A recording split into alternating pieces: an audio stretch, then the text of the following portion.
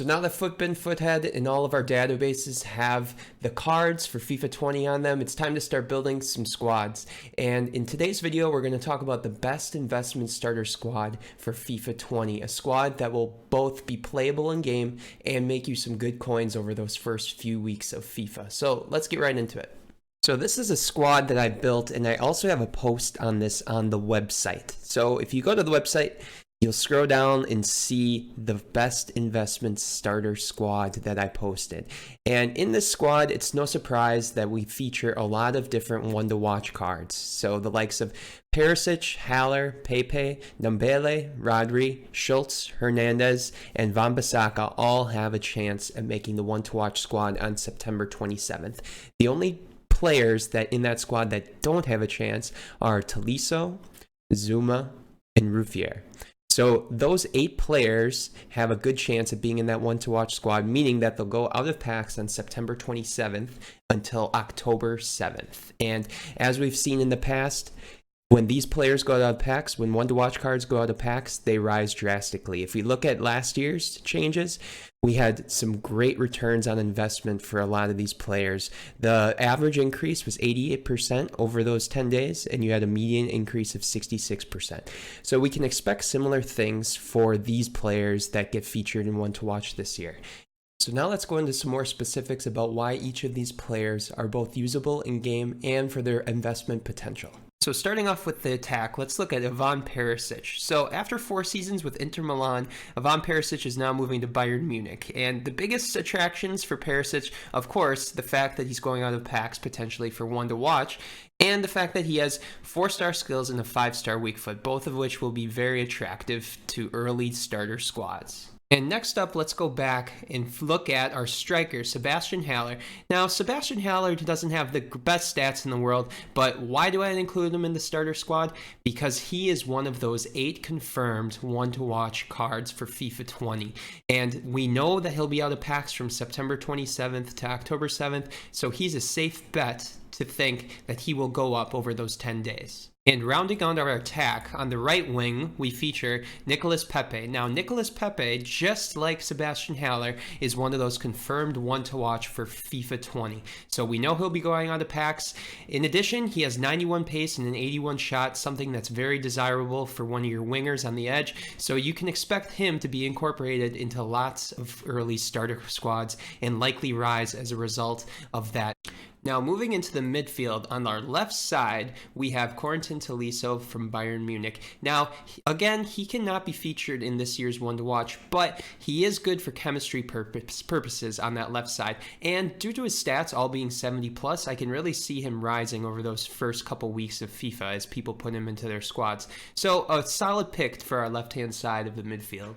Now, moving into the center spot of our midfield, we have Bale. And Bale is a very interesting look. One, of course, because he can be featured in that one-to-watch squad, but also because he has some pretty OP stats. 80 pace and a lot of 70 pluses in multiple categories, all except for his shot. So I think a lot of people will probably turn to him for a lot of their squads. And because BPL squads are so popular early on, I really think that he's going to rise as a result at the beginning.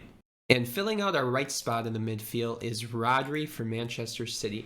Now, Rodri, I think, is as safe of a look as any to get into that one-to-watch squad on September 27th. The only other option for Manchester City is really Cancelo. And since Cancelo got a one-to-watch card in FIFA 19, I really can't see EA giving him one for FIFA 20. So that leaves us with Rodri. And with 80+ defending and physical and standing at 6'3", he's really going to be an OP meta player, I think, for all of those first months of FIFA 20. So a great look early on. Probably going to be the most expensive player in the starter squad, so you'll need some coins to get him, but definitely is going to rise in those first couple weeks.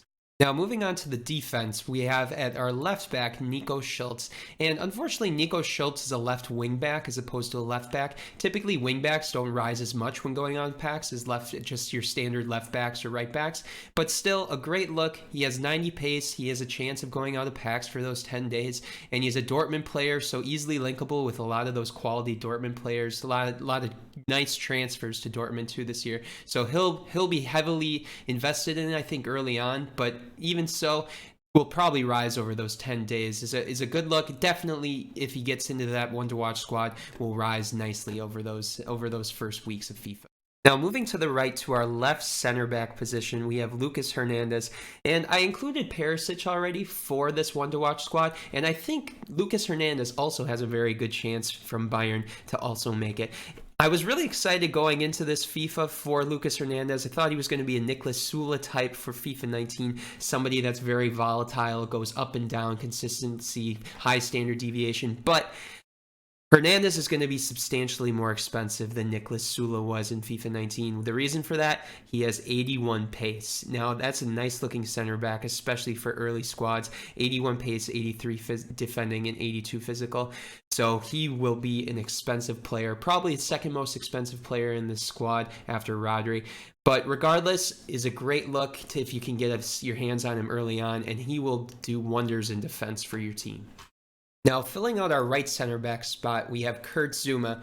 Kurt Zouma, the least exciting player in this squad. But why do I include him? Because he's a French BPL center back that can link easily with our Bundesliga players on the left-hand side of the team and our BPL players on the right side of the team. So that's the only reason I included him. He's nothing flashy. He's not going to be in your one to watch, but he does help for chemistry purposes. And moving to our right back position, we have Wan-Bissaka. Now, Wan-Bissaka, maybe more than anybody else, excites me as an investment this FIFA. Why? One, he's a right back position, and fullbacks tend to rise more than anybody else. Two, he's from Manchester United. Manchester United is a massively popular club worldwide. Lots of people are going to look to him to incorporate in their squads. Three, he has 87 pace and 80 defending. Especially that pace makes him a very desirable player for those squads. And he's in the BPL, of course, and you know that a lot of people, their starter squads are BPL focused. And lastly, he is an English player, so you'll probably get some interest from some people that are fans of England going to him for their starter squads. So an amazing look early on, and of course, he is a one to watch confirmed as well. He will definitely be going out of packs from September 27th to October 7th.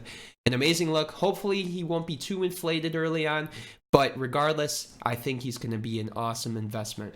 And lastly, going to our goalkeeper position, we have Ruffier. Ruffier, nothing exciting about him. He's not going to be in your one to watch squad at all.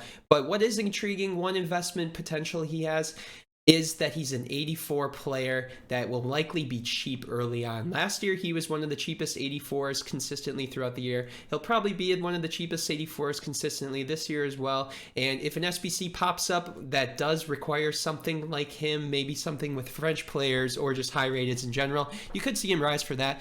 But in general, he's there for chemistry purposes. He's there to connect with Zouma and Hernandez, your French center backs. So nothing that exciting about him, but a good, solid choice for the beginning of the game for a starter squad. So thanks for watching, guys. If you have any questions, comments, you can leave them below or on the website. And if you enjoyed the video, please leave a like below. Talk to you guys soon.